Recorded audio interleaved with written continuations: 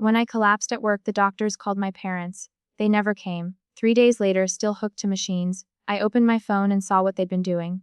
Instead, my sister's smiling face tagged me under a photo. Family day without the drama, the caption read. The caption burned more than the IV in my arm. I didn't text, I didn't cry. I just watched the likes climb, wondering when family stopped meaning love and started meaning performance. Then 4 days later, 74 missed calls appeared on my screen and one message from Daddy, "We need you." That's when everything changed, just not the way they expected. I used to believe exhaustion was just part of being dependable. At Green Tech, deadlines were tight, projects endless. And somehow I was always the one who stayed late, the one who made things happen. My co-workers said I had the kind of discipline that scared them. They didn't know it wasn't drive, it was survival. Because every hour I worked wasn't just for me. It was for the people waiting at home to be rescued again. My dad, Robert, had been out of work since the housing crash. He called it temporary, but 7 years felt permanent. My mom, Elena, said he just needed time, but what he really needed was someone else's paycheck. Mine. My sister Marissa, our family's influencer, was always launching something new to wellness brand, a podcast, a candle line. Each failed faster than the last. My support often came through quick transfers labeled help or just this month. And Peyton, the youngest, still in design school, liked to play the peacekeeper. She never argued. She just borrowed quietly and forgot loudly. From the outside, we looked perfect, a smiling family in holiday photos, all matching sweaters and fake laughter. Online, Marissa called us the Millers. Proof that love is everything.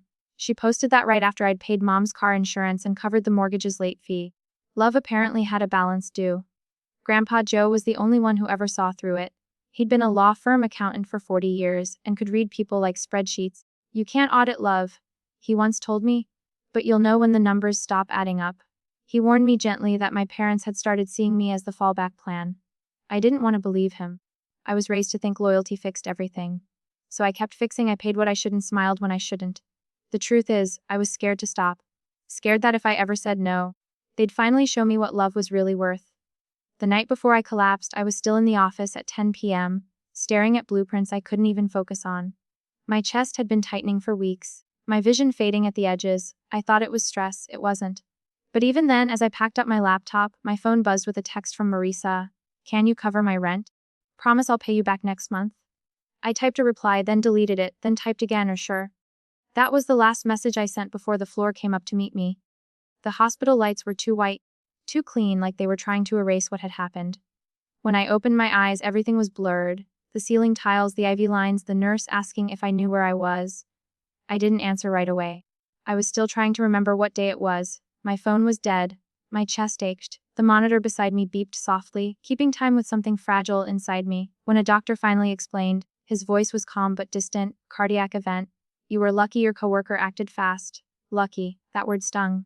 Because luck shouldn't be what kept me alive. Love should have done that. They told me they'd called my emergency contacts, my parents. But no one had answered. We left several messages. The nurse added carefully, like she was afraid the truth might hurt more than the IV needle in my arm. Hours passed. No calls, no visits, nothing.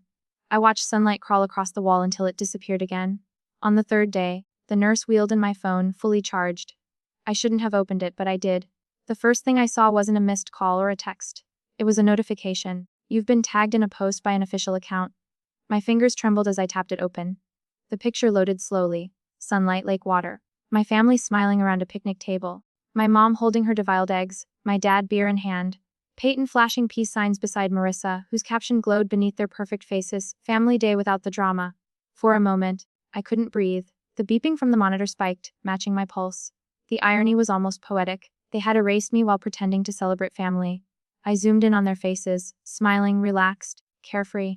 No one looked guilty. No one looked like they were missing me. A nurse passed by and asked if I needed anything.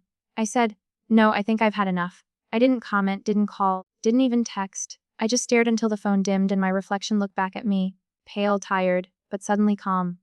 That kind of calm that doesn't come from peace. It comes from clarity. By the fourth day, I started walking again, slow and unsteady, dragging the IV pole like a second shadow.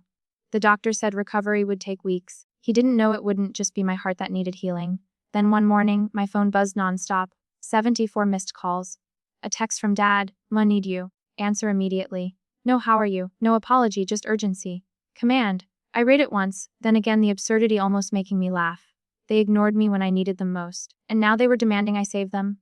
But I didn't call back, not this time. Instead, I scrolled to another contact, Grandpa Joe. My thumb hovered over his name, the only one that still meant safety. When I pressed call, he answered on the second ring. I heard, he said quietly. You don't have to explain.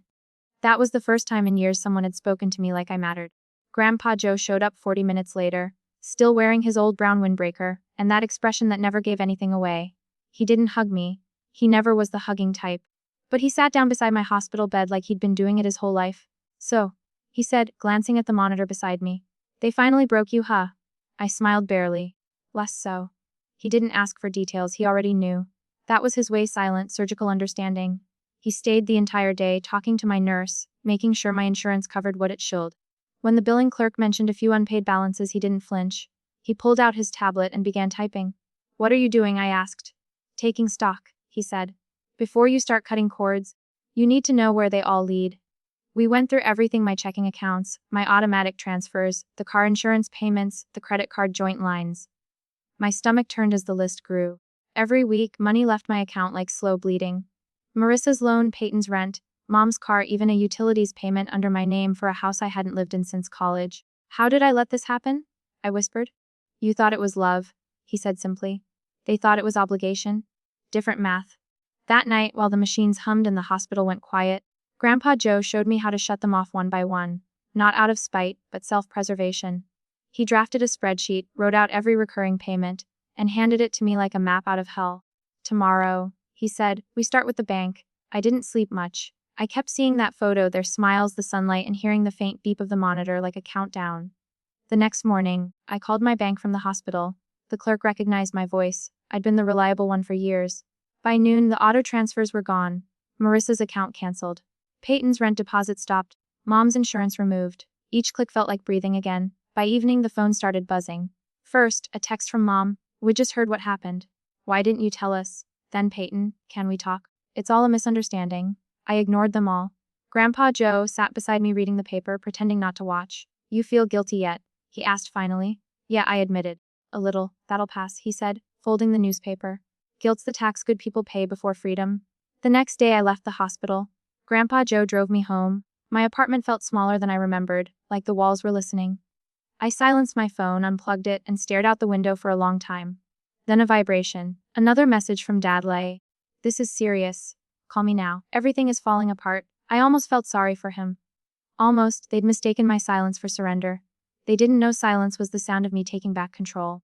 2 days later, I was back at Grandpa Joe's place in Portland, a small one-story house that smelled faintly of coffee and old wood.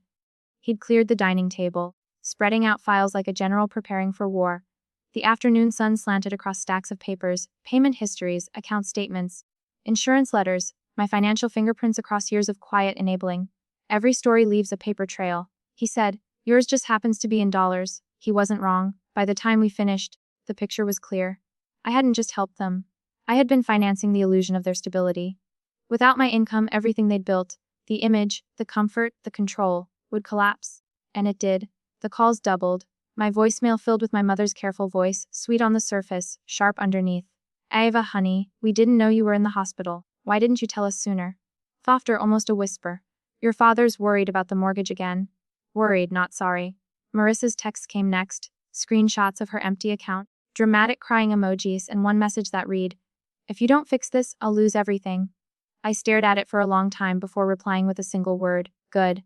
Then came Peyton's attempt. I'm not like them. Please don't punish me for their mistakes. I almost laughed. She'd said the same thing when I'd signed her lease last year.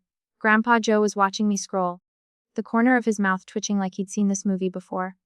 They're not calling because they care, he said. They're calling because they're cornered. He was right again. The next morning, a car idled outside my apartment building. Robert Miller, my father, sitting in the driver's seat, staring up at my window. He didn't text. He didn't come up. Just waited like a debt collector waiting for confession. I didn't go down. That afternoon, a new message arrived. You're about to destroy everything we built. I hope you understand the damage you're causing. Everything we built. I read it twice out loud just to taste the absurdity of it. I showed it to Grandpa Joe. He just nodded. That sentence says more than he ever meant it to. And then came the video. Marissa uploaded it that night. A slow, emotional walkthrough of our childhood home, now empty. The camera panned across bare walls and scattered boxes, her voice trembling. They took everything, she said. And guess who let them? The video cut to a photo of me smiling, cropped from a family Christmas years ago. The caption, "Sometimes blood doesn't mean family." The comments exploded. Sympathy, pity, judgment. Influencers reposted it. My inbox filled with strangers calling me ungrateful. Grandpa Joe watched the whole thing in silence, then stood up, pulled his phone from his pocket, and made 3 calls. Within 48 hours, we had every document, mortgage papers, loan defaults, late fees. They'd used the house equity to pay off Marissa's credit cards and Peyton's business venture, a boutique candle studio that never opened. I didn't even have to expose them. The math did it for me. Still, I filed the fraud report. Grandpa Joe and his lawyer, Mr. Klain, helped prepare a cease and desist order: no contact, no impersonation, no financial claims. We sent it through certified mail, 1 to each of them. For the first time in years, I slept through the night. The next morning, I woke to my phone buzzing relentlessly. Peyton's face lit up my screen. Through the peephole, I could see her downstairs arguing with building security. She hadn't been on the approved visitor list.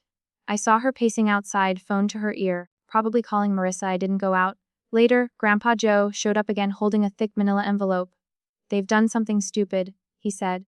Inside were printed email exchanges between my parents and a small law firm. I scanned the text once, then twice. They were looking into legal guardianship over me. I read the header out loud: "Emergency petition for temporary conservatorship." Grandpa Joe sighed.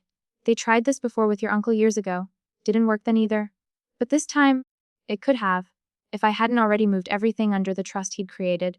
If my doctor hadn't written statements verifying my stability. If my HR department hadn't sent confirmation I was on medical leave, not termination." By the time they filed, our preemptive paperwork had already hit the courthouse. Their motion was dead on arrival. Still, they didn't stop. Marissa posted again, this time in tears. Her mascara ran down her cheeks as she spoke into the camera. "Mental illness doesn't always look like what you expect. Sometimes the people you love push you away. We're just trying to help her before it's too late." Her followers flooded the comments with sympathy. "I'm praying for Ava" started trending. But social media has a short memory and an even shorter fuse. Someone found her old family day without the drama post and stitched it beside her crying video. So where was that concern when she was in the hospital? The caption read, "The tide turned overnight." Screenshots surfaced. Marissa's brand deals, her sponsored posts during the week I was hospitalized, her tweets mocking toxic siblings. Peyton's Etsy page was bombarded with comments. My father's brokerage clients pulled out. Even my mother's Facebook was filled with strangers demanding answers. By Friday, the family's online empire had collapsed faster than their finances. Grandpa Joe handed me his coffee mug. "You didn't have to lift a finger," he said. The truth handled itself. That night, a single text arrived from my mother: "Please, can we talk?" I stared at it for a long time, thumb hovering over the keyboard. Then I locked the screen and set it face down. Across the room, Grandpa Joe was reading. "You okay?" he asked. "Yeah," I said quietly, "just done." But they weren't. The next morning, a courier delivered another envelope. This one wasn't from their lawyer. It was from my father himself. A handwritten will. He'd rewritten it the week after the conservatorship failed. In shaky pen, it read, "In the event of my death, all assets go to the remaining family who maintain unity. Ava is disinherited until she reconciles." I couldn't help laughing. It was the same manipulation, just wrapped in formal ink. I showed it to Grandpa Joe. "They still think I want something," he said, smiling faintly. "They're not used to someone walking away before the money." That evening, I wrote my final reply, not through texts, not online, but through my attorney. It was short, precise, and final. "I waive all rights to the estate and request permanent no contact." I signed it, sealed it, and handed it to Grandpa Joe. "File it Monday," I said. He nodded. "What will you do now?" I looked toward the window. Outside, the rain was clearing. "I think I'll rest," I said. "Maybe somewhere quieter." For the first time in years, I meant it. 2 weeks later, the rain finally stopped.